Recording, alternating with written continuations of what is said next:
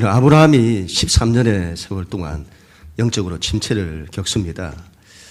그 13년의 세월 동안에 아브라함은 낙심하고 많이 좌절했던 것 같습니다. 하나님의 약속은 이제 끝났다. 아마 그런 생각을 했던 것 같습니다. 그런데 하나님이 아브라함에게 나타나십니다. 아브라함아, 나는 전능한 하나님이다. 너는 내 앞에서 행하여 완전해라. 너는 내 앞에 서라. 너는 하나님 앞에 서라. 너는 그래야 된다. 그리고는 그 아브라함의 이름을 바꿔주세요. 이제 너는 아브라함이 될 거다. 열국의 아비가 될 거다. 너에게서 여러 민족이 나오고 여러 왕들이 나올 거다. 그리고 이제 할례를 행하게 하시죠. 하나님의 약속을 잊지 않도록 몸에 새겨서라도 잊지 않도록 그렇게 하나님이 하십니다. 그리고 그 아내 이름도 바꿔주세요. 너희 아내는 이제 사라가 될 거다. 열국의 어미가 될 거다. 그때 아브라함이 하나님의 이 말씀을 듣고 웃습니다. 100세 된 사람이 어떻게 자식을 낳을까? 아내가 90세인데 어떻게 자식을 출산하니요?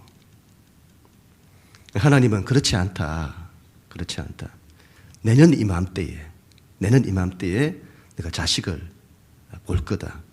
그리고 그 이름까지 지어주세요. 그때 자식을 볼 건데 이삭이라고 해라. 이삭이라고 해라.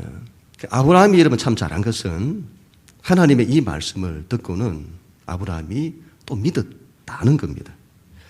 13년의 세월 동안에 영적으로 침체되어서는 하나님의 약속은 이제 끝이 났다. 불가능하다. 그렇게 보았는데 하나님이 자신을 다시 만나주시고 하나님이 다시 약속을 해주시는 겁니다. 아브라함이 그걸 믿었다는 겁니다. 우리는 여러분 아브라함이 믿었다는 걸 너무 쉽게 할지 모르겠습니다.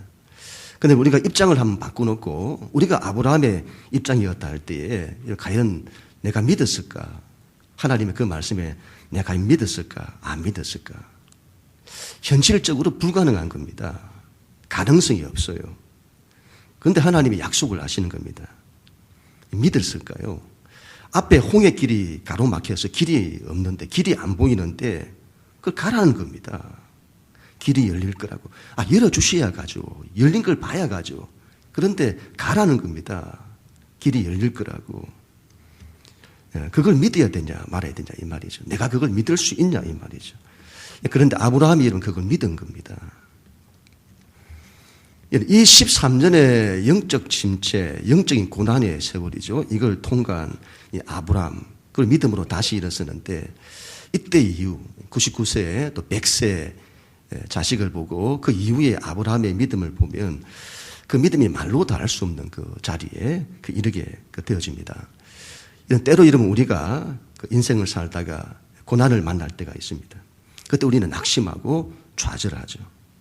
이때 이런 두 가지 반응이 일어나는데 하나는 하나님께 대한 믿음을 잃어버리게 되어지죠. 아니면 여러분 하나님께 대한 믿음을 붙들고 갈등하고 아파하고 합니다마는 결국 붙들고 다시 일어서는 겁니다. 고난을 잘 통과하고 믿음으로 일어서면 그게 큰 축복이 됩니다.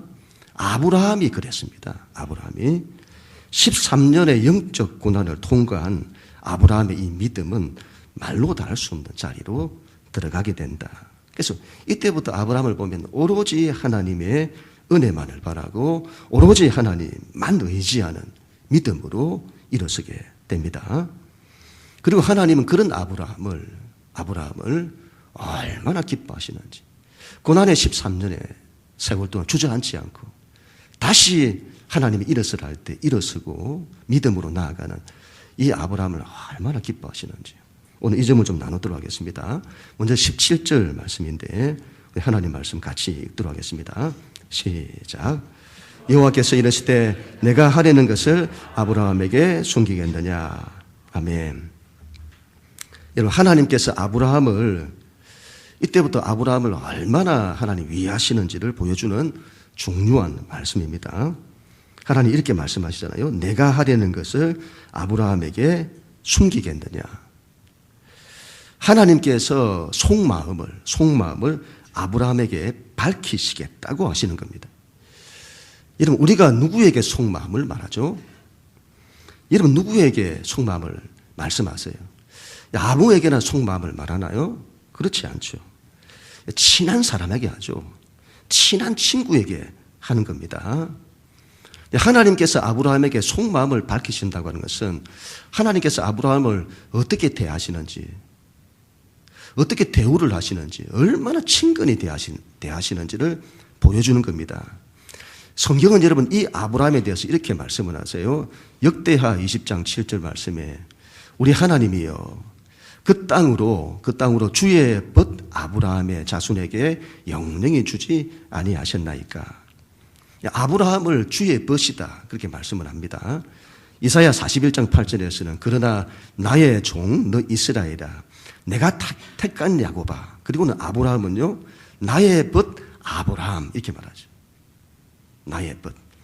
하나님께서 아브라함을 나의 벗이다 하는 거죠. 그리고 야고보서 2장 23절에서는 이에 성경에 이른 바 아브라함이 하나님을 믿었으니 이것을 의로 여기셨다는 말씀이 이루어졌고 그는 하나님의 벗이라 칭함을 받았나니. 아브라함을 하나님의 벗이라고 말씀하는 겁니다. 하나님께서 아브라함을 어떻게 대하시냐? 친구처럼, 벗으로 친구처럼 대하시는 겁니다. 아브라함을 어린아이처럼 대하지 않으시고 이때부터 어른 대접을 해주는 거죠. 속마음을 말씀하실 정도로 인격적인 친구로 대하시는 겁니다. 신앙은 여러분 어린아이 때를 벗어나야 합니다. 어릴 때는 부모가 다 해주죠. 그때는 너무 어려가지고 할 수 있는 게 없으니까. 그러면 당연한 겁니다. 그런데 어른이 되었는데도 그렇게 하면 안 되는 거죠. 사람은 자라면 철이 들어야 합니다. 철이 들어서는 부모의 마음을 잘 헤아려야 하고 부모와 대화가 되어야 합니다. 부모님을 잘 공경하고 부모님을 위해야 합니다. 부모는 그런 철든 자식이 그렇게 귀한 겁니다. 자녀와 소통이 돼요. 대화가 된다 이 말이죠. 그게 부모에게는 그렇게 좋은 겁니다.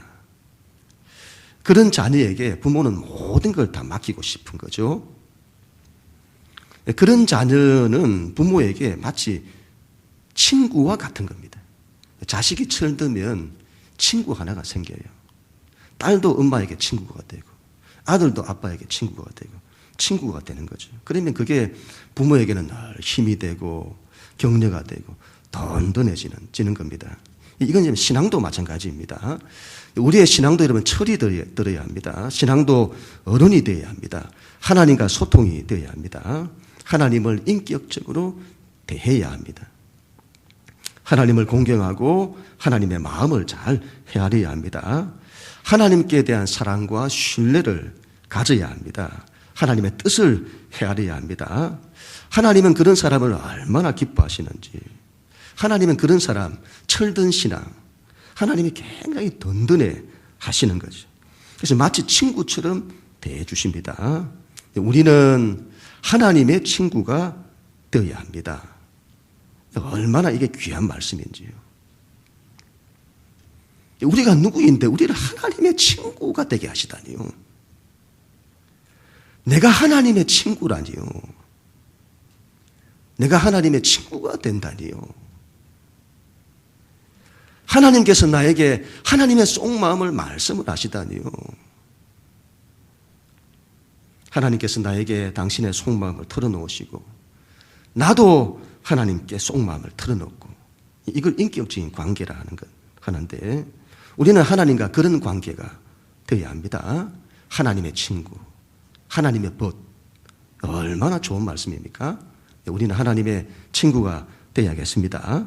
여기서 우리가 궁금한 것은 하나님께서 아브라함에게 그 속마음을 털어놓으셨다고 하는데 그 속마음이 뭐냐 이 말이죠. 우리 18절부터 20절까지 말씀인데 우리 하나님 말씀 같이 읽습니다. 시작. 아브라함은 강대한 나라가 되고 천하 만민은 그로 말미암아 복을 받게 될 것이 아니냐.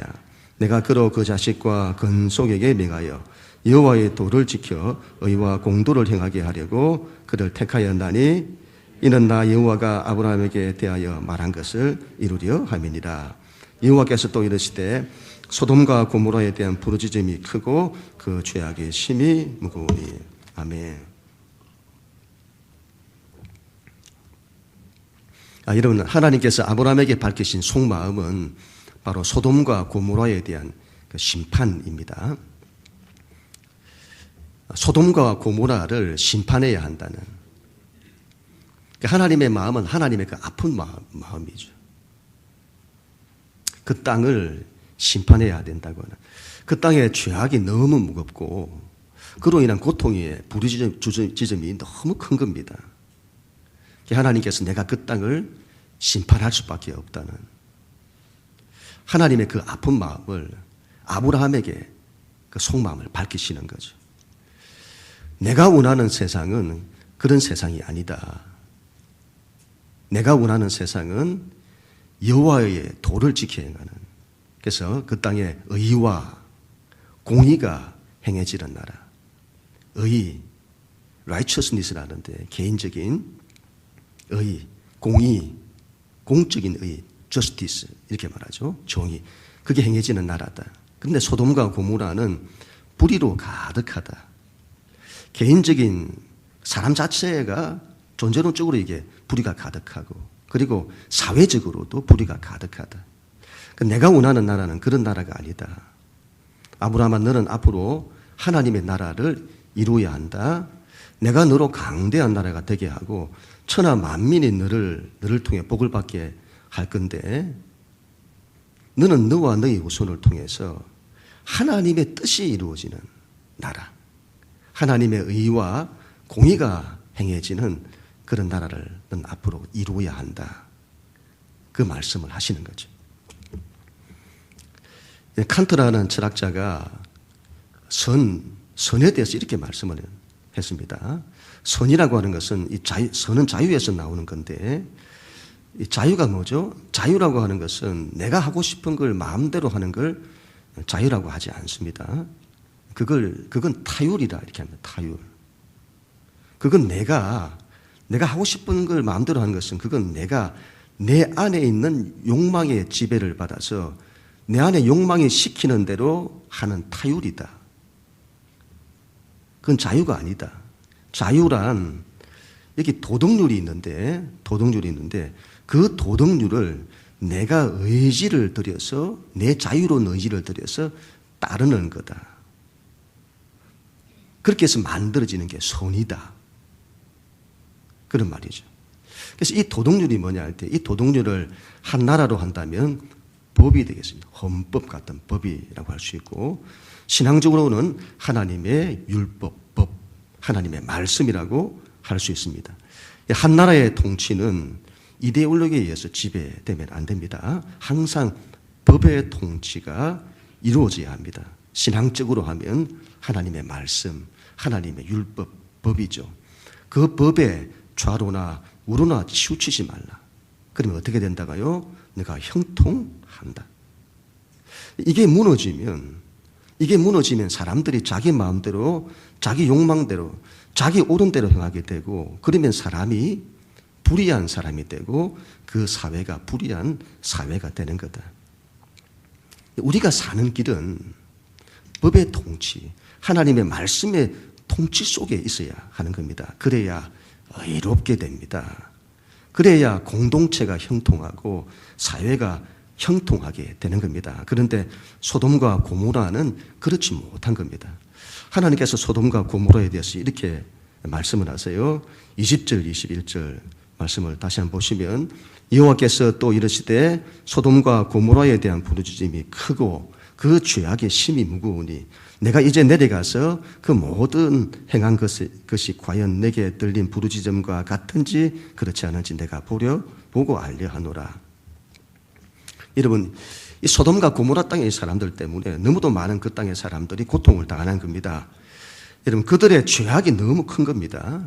그래서 하나님이 내려오신다 이렇게 말씀을 하세요. 하나님이 내려오시는 겁니다. 그리고 심판을 하시는 거죠. 그 옛날 바벨탑 사건 때도, 그때도 하나님이 내려오시잖아요. 그 시대의 교만이 너무 크고 사람들이 자기 마음대로 하는 겁니다. 고통이 크면 부르짖음이 큰 법인 겁니다. 이스라엘 백성이 이집트에서 이런 노예살이 할 때에 너무 고통스러운 겁니다. 고통이 크니까 그들이 하나님께 부르짖잖아요. 너무 고통스럽다고 부르짖잖아요. 그래서 하나님께서 그들의 부르짖음을 들으시고 내려오시는 거죠. 그리고 심판하시는 겁니다. 그 땅을. 옛말에 여러분 하늘 무서운 줄 모른다 이런 말이 있죠. 그 사회가 자기 마음대로 불의를 행하는 겁니다. 지금도 이 세상을 한번 보세요. 중국 그 위구르 사태 이런 한번 보세요. 지금 이란의 사태를 보세요. 여러분 사람이 뭘 만들어내는지를 보세요.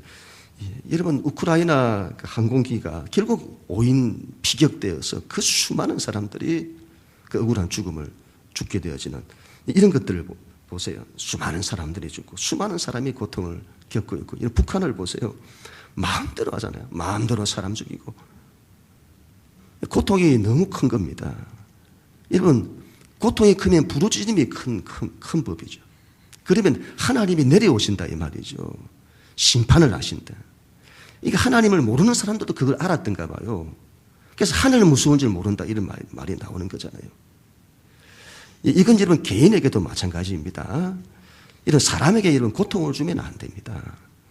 믿는 사람은 늘 사람에게 늘 사랑을 주고 위로를 주고 힘을 주고 격려를 주고 이런 그래야 합니다. 사람에게 고통을 주면 안 된다. 갈등을 만들고 싸움을 만들고 비판하고 정죄하고 그렇게 하면 안 된다 이 말이죠. 예수님도 비판하지 마라 이렇게 말하잖아요. 네가 비판하면 네가 그 비판을 도로 받게 될 거다. 이 현대 사회에서 가장 큰 이 폭력성은 이 언어에서 나오는데 언어 폭력, 언어 살인 이런 것들이죠. 그런 거 하면 안 된다 이 말이죠. 이건 반드시 돌아오는 겁니다. 왜냐하면 그걸 당하는 사람이 그 사람 때문에 힘들어하고 괴로워하고 아파하고 고통스러워하기 때문이죠. 그 고통 때문에 하나님께 부르짖기 때문이죠. 그러면 하나님이 내려오시는 겁니다. 심판하시는 거죠. 우리는 사람을 늘 위해야 합니다. 사랑을 주고 그리고 늘 힘을 주고 격려를 주고 도와주려고 하고 이런 그래야 합니다. 피스메이커라고 하죠. 피스메이커. 늘 평화를 만드는 사람, 샬롬. 평화를 만드는 사람이 되어야 한다. 갈등을 만들고 고통을 만드는 사람이 되면 안 된다. 예수님은 화목제물이시잖아요. 화목제물. 예수님은 둘 사이, 하나님과 우리 사이도 화목하시고 사람과 사람 사이도 화목해 하시는 화목제물이신 겁니다. 평화를 만들어내신다 이 말이죠. 사탄은 여러분 정반대죠. 사탄은 그 본래가 디아블로라고 하는 것이 둘 사이를 갈라놓는다 이 말이에요. 하나님과 우리 사이를 갈라놓고 사람과 사람 사이를 갈라놓고 사단이 하는 겁니다. 그래서 갈등하고 싸우게 하고 서로 비판하고 정죄하게 하고 서로에게 고통을 주는 거죠. 그런 거 하면 안 된다 이 말이죠. 우리는 예수님처럼 늘 피스메이커, 평화를 만드는 그런 사람이 되어야 되겠습니다. 고통을 만들면 부르짖음이 크고 그러면 하나님이 내려오시는 겁니다. 심판하신다 이 말이죠. 소돔과 고모라를 심판하시는 하나님의 이 말씀에 대해서 아브라함은 어떻게 반응을 했을까요? 우리 23절 24절 말씀인데 마지막으로 하나님 말씀 같이 읽습니다. 시작. 아브라함이 가까이 나아가 이르되 주께서 의인을 악인과 함께 멸하려 하시나이까. 그 성중에 의인 50명이 있을지라도 주께서 그곳을 멸하시고 그 50의인을 위하여 용서하지 아니하시리까. 아멘. 소돔과 이 고모라 땅은 워낙 죄악이 커서 심판을 받아 마땅해 보입니다. 그 소돔과 고모라가 심판을 받아 멸망할 거라고 하는 이 하나님의 이 안타까운 속마음을 들은 이 아브라함은 어땠을까요? 어떻게 반응을 했을까요? 하나님, 저들은 멸망을 받아 마땅합니다. 잘 됐습니다. 잘 됐다고. 저 사람은 심판을 받아야 한다고. 심판을 받아 꼬꾸라져봐야 한다고. 그렇게 생각을 했을까요? 그렇지 않습니다. 아브라함은 하나님의 공의를 의지합니다. 당연히 하나님의 공의는 이루어져야 합니다. 소돔과 고모라의 그 큰 교만과 폭력과 타락은 심판되어야 합니다. 아브라함이 그걸 무시하는 것이 아닙니다. 그러나 아브라함은 하나님의 긍휼을 구합니다. 하나님께서 그 땅을 용서해달라고 긍휼을 구해요. 왜 그렇게 하죠? 왜 아브라함이 하나님이 심판하시겠다고 하는데 왜 아브라함이 그 땅에 대한 용서와 긍휼을 구하는 것일까요? 왜냐하면 심판이 하나님의 본심이 아니기 때문에. 심판이 하나님의 본심이 아닌데 그 땅에 죄악이 넘쳐서 하나님이 심판하실 수밖에 없는 겁니다. 아브라함이 하나님의 그 속마음을 아는 거죠. 그게 하나님의 얼마나 큰 아픔인지를 아는 겁니다. 그 땅을 심판하실 수밖에 없는 그 아픈 하나님의 마음. 그 마음을 아는 아브라함이었기 때문에 하나님께 용서를 구하는 겁니다. 하나님의 공의는 그걸 행할 수밖에 없는데 그런데 하나님의 본심은 그래도 저들이 살기를 원하는 이 마음이 있는 거죠. 그런데 하나님의 공의가 어찌할 수 없는, 누가 그러면 그걸 돌이킬 수 있습니까? 아브라함과 같은 하나님의 그 마음을 아는 자가 하나님 앞에 용서를 구하며 나아가는 거죠. 그런 자를 중보자라는데, 그래서 아브라함은 하나님께 중보기도를 드리는 겁니다. 끈질긴 중보기도를 드리게 되어집니다. 하나님, 의인 50명이 있으면 그곳을 멸하시겠습니까? 그들로 인하여 저들을 용서하지 않으시겠습니까? 하나님 말씀하시죠. 만일 의인 50명이 있으면 내가 저들을 용서할 거다. 우리는 이 말씀에서 하나님의 본심이 어디 있는지를 알 수 있는 거죠.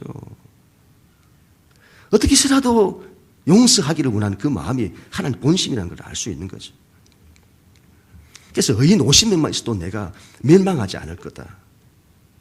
근데 50명이 없다 이 말이잖아요. 아브라함이 아차 했을 겁니다. 난 너무 많이 불렀나? 그리고 하나님 45명은요. 45명이 있을지라도 멸하지 않겠다. 그러면 40명은요. 멸하지 않을 거다. 30명은요. 멸하지 않을 거다. 20명은요. 멸하지 않을 거다. 하나님 딱 한 번만 더. 10명은요. 멸하지 않을 거다. 하나님의 본심이 거기 있는 겁니다. 근데 소돔과 고모라는 결과적으로 우리가 보면 의인 한 명이 없어서 망하는 겁니다. 롯의 가정 하나. 처음에는 아브라함 따라다니면서 하나님 신앙 잘 하다가 아브라함 떠나서 세상으로 간 롯의 가정. 그 하나 있는 겁니다. 아브라함의 중보 기도에도 불구하고 소돔과 고모라는 심판을 면하지 못합니다. 그러나 아브라함의 중보 기도를 통해 롯과 그의 가정은 살아남습니다. 누구 때문에 살아남았다고 하느냐? 아브라함을 생각하사. 아브라함의 기도 때문에 사는 겁니다. 성경은 대체 우리에게 뭘 말씀하시는 것일까요? 뭘 말씀하시는 것일까요? 소돔과 고모라는 세상을 대표합니다. 세상을 대표하는 겁니다. 바벨탑이 있었던 바벨론이 세상을 대표하는 것처럼 소돔과 고모라도 세상을 대표합니다. 하나님은 우리에게 소돔과 고모라와 같은 이 세상을 대하는 믿는 자의 마음과 자세를 말씀하시는 거죠. 이 세상은 결국 무너진다. 이런 앞으로 이 세상은 어떻게 될까요? 결국 무너집니다. 지금 전 지구적인 현상들을 보세요. 시대가 불확실성, 혼돈으로 들어가는 겁니다. 그런 세상을 바라보면서 우리는 어떤 마음을 가져야 하냐 그거죠. 잘 됐다. 꼴 좋다. 그렇게 하나님 없이 마음대로 하더니 잘 됐다. 그런 마음이 아니라 그래도 저들을 구원해야 한다는, 그래도 저들을 살리고자 하는. 왜요? 거기에 하나님의 본심이 있으니까. 우리는 이 아브라함의 마음으로 그 땅을 어떻게 해서라도 살리고자 하는, 그 땅을 위해서 기도하는, 그 땅에 살 수 있도록 기도하는 그런 우리가 되어야 된다. 그 말씀을 하시는 거죠. 하나님의 공의로 이 세상에 심판받을 수밖에 없다 할지라도 하나님의 본심은 이 세상에 대한 심판에 있지 않고 이 세상에 대한 구원에 있다는 것을, 그들의 누구보다 다시 돌아오기를 원하시는 하나님이시라는 것을, 하나님의 그 안타까운 하나님의 마음, 하나님의 아픔이 거기 있는 겁니다. 그 하나님의 아픈 속마음을 알아 아브라함처럼 끝까지 포기하지 않고 중보기도 하는 겁니다. 모세의 중보기도를 통해서 이스라엘 백성 전체가 멸망할 상황에서 다시 살아납니다. 중보기도에는 그런 힘이 있죠. 하나님의 뜻을 돌이키시는 그 힘이 있습니다. 우리는 모세처럼 그렇게 중보기도 해야 하는 것이죠. 소돔과 고모라처럼 그들의 죄악이 너무 커서 이제는 그들의 멸망을 돌이킬 수 없는 상황일지라도 그래도 그 땅을 위해서 기도하는, 아브라함처럼 그 땅을 위해서 중보기도를 하여 롯과 그의 가정이 구원되는 것처럼 한 사람이라도 다 멸망될 수밖에 없는 상황에서 한 사람이라도 살 수 있다면, 그를 구원할 수 있다면 그런 마음으로 우리는 하나님께 이 세상을 중보하는 그런 사람이 되어야 된다는 것을 말씀하는 겁니다. 여러분, 이 구원은 어떻게 일어나는 것일까요? 이 구원은 항상 그리스도의 피로만 가능합니다. 그리스도의 피란 이 말은 하나님의 아들의 피인 겁니다. 피라고 하는 것은 생명을 말하기도 하고 그건 희생을 말하기도 하는 겁니다. 구원은 하나님의 아들의 피, 희생을 통해서 이루어지는 거다. 그런데 여러분, 우리는 예수 그리스도를 믿어 예수 그리스도 안에서 전부 하나님의 아들들이 되었습니다. 하나님의 은혜, 하나님의 구원은 어떻게 임하냐? 하나님의 아들들의 희생에 있다. 희생 없이는 구원은 없습니다. 가장 근원적인 것이 예수 그리스도의 피, 희생입니다. 그리고 이제는 그 그리스도의 남은 고난을 우리 육체에 채우는 하나님의 아들들의, 하나님의 친구들의 희생인 거죠. 이걸 통해서 구원은 임하는 거다. 저는 중보기도는 희생이라고 봅니다. 내가 중보기도를 하면 중보기도를 하는 그 사람에게 하나님의 은혜가 임하는 이유가 생기는 거죠. 우리 이렇게 질문할 수 있죠. 하나님, 왜 저에게 그런 은혜를 주세요? 제가 뭐 한 게 있다고 왜 저에게 그런 은혜를 주세요? 왜 저를 구원해 주시는데요? 너희 엄마가 너를 위해 기도했다. 너희 아빠가 너를 위해서 기도했다. 누군가가 너를 위해 기도했다.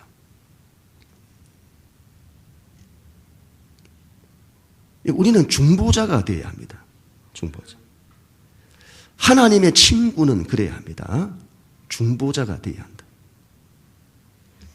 멸망당할 수밖에 없는 세상일지라도 그들을 살리고자 포기하지 않고 하나님께 매달리는, 하나님 살려주세요. 용서해 주세요. 도와주세요. 그렇게 기도하는 사람이 되어야 한다. 그 말씀인 겁니다. 우리는 하나님과 이 세상을 다리 놓는 중보자가 되어야 합니다. 그 일에 우리 자신을 드려야 합니다. 그 일에 우리의 희생이 필요하다면 기꺼이 드릴 수 있는 사람이 되어야 하는 것입니다. 결론을 맺도록 하겠습니다. 먼저 하나님과 친해야 합니다. 하나님의 친구가 되십시오. 신앙은 자라서 어른이 되어야 합니다. 하나님을 인격적으로 대해야 합니다. 하나님께서 우리에게 속마음을 말씀하시고 우리도 하나님께 우리의 속마음을 털어놓는 그런 사람이 되어야 합니다. 그 하나님의 두 번째로 안타까운 속마음을 알아 하나님의 친구는 세상을 위한 중보자가 되어야 합니다.